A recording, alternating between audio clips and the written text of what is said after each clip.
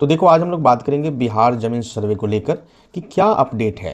क्योंकि जैसा कि आप जानते हैं कि अभी अभी चुनाव संपन्न हुआ है और चुनाव का परिणाम भी आ गया है। और फिर से जो पिछली सरकार है वही सरकार यहाँ रिपीट हो रही है, नहीं कि फिर से वही सरकार बनने वाली है, जो कि 20 तारीख को सुनने में आ रहा है कि उसका शपथ भी हो जाएगा। ठीक है। तो गवर्नमेंट ऑफ बिहार में जो पहले से मुख्यमंत्री थे श्री नीतीश कुमार जी, वही अभी कंटिन्यू करेंगे। ठीक है। यानी कि जो पहले का जो सरकार की योजनाएं थी, जो भी, ठीक है, जो भी योजनाएं चल रही थी, जिसमें एक जो योजना है, जो एक ये चल रहा है बिहार जमीन सर्वे, तो ये कंटिन्यू होगी।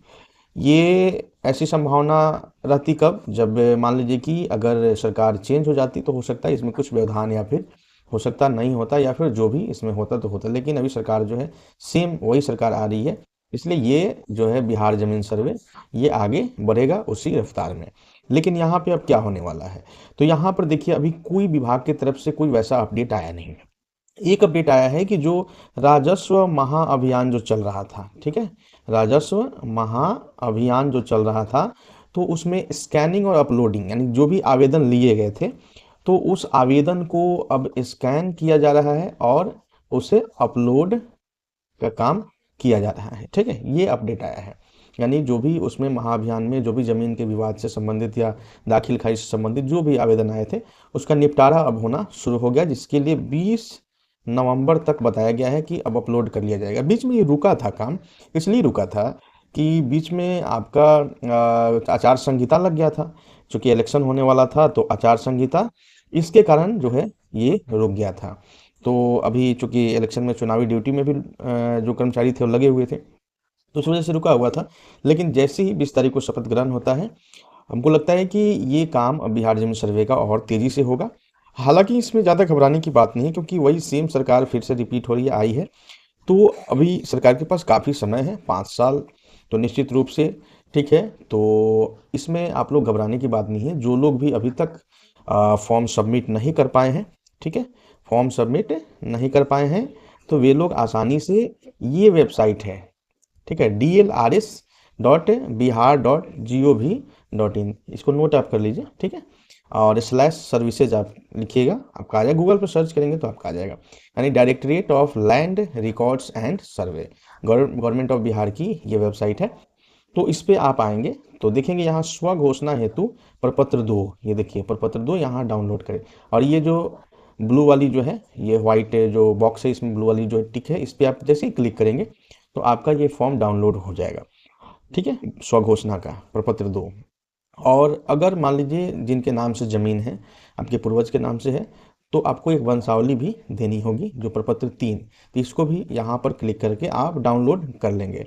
और इन दोनों फॉर्म को और वंशावली को बनाकर, और आप फिर क्या करेंगे कि यहीं पे आपको देखिए यहाँ से समर्पित करें, तो इस पर क्लिक करेंगे तो यहाँ से आपको एक फॉर्म खुलेगा, उस पर सारा डिटेल्स आपको देना होगा, OTP आएगा, और वहाँ पे जाके आपको ये जो है फॉर्म जो आप भरे होंगे हार्ड कॉपी में प्रिंट निकाल के, ठीक है, तो इसको आपको PDF बना लेना है। आप PDF बना के यहाँ पे मांगेगा तो उसको अपलोड कर देना है। ठीक है, और अपलोड करके यहाँ सबमिट कर देना है।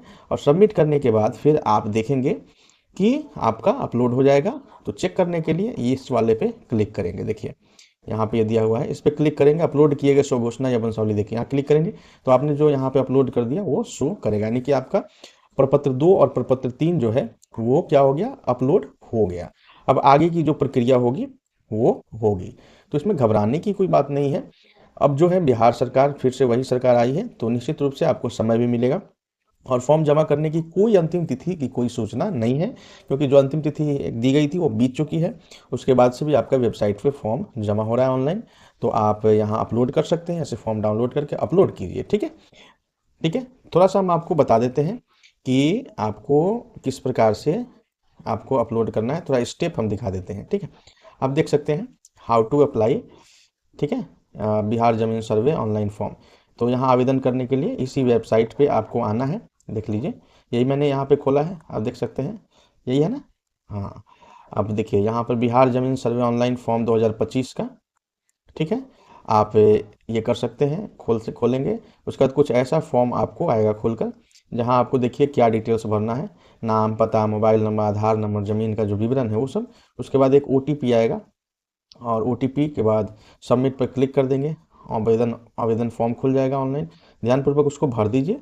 उसके बाद जो आवश्यक दस्तावेज जो प्रपत्र 2 प्रपत्र 3 है पीडीएफ बनाए होंगे उसको आपको अपलोड कर देना है।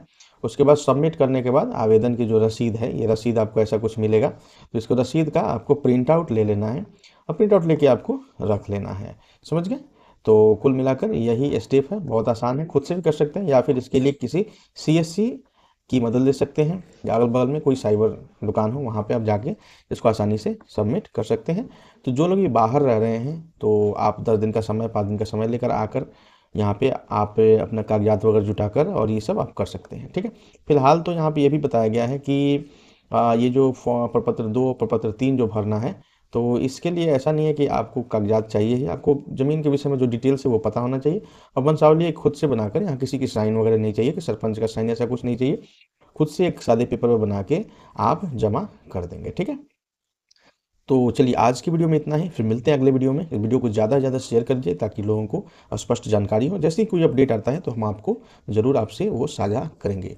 तो चैनल को सब्सक्राइब कीजिए, वीडियो को लाइक कीजिए, कमेंट बॉक्स में अपनी प्रतिक्रिया दीजिए। जय हिंद, जय भारत।